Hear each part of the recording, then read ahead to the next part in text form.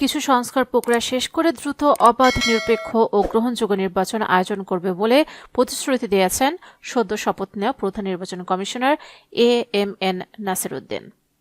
রোববার দুপুরে সুপ্রিম কোর্টের জাজেস লাউঞ্জের শপথ গ্রহণ শেষে গণমাধ্যমের কাছে প্রতিক্রিয়ায় তিনি এ কথা জানান। নাসির উদ্দিন বলেন, আমি এই দায়িত্বটাকে জীবনের বড় একটি অপরচুনিটি হিসেবে দেখছি। দেশের মানুষ ভোটাধিকার থেকে বঞ্চিত।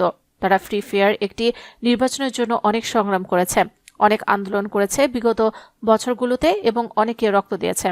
আমি তাদেরকে ফ্রি ফেয়ার এবং গ্রহণযোগ্য একটি নির্বাচন দেওয়ার জন্য প্রতিশ্রুতিবদ্ধ। এর জন্য আমি আমার সর্বোচ্চটুকু দিয়ে চেষ্টা করব।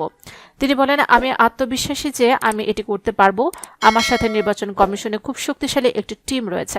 আমরা সবাই মিলে দেশবাসী এবং রাজনৈতিক দলগুলোর সহযোগিতা নিয়ে এ জাতিকে সুন্দর একটি নির্বাচন উপহার দেব।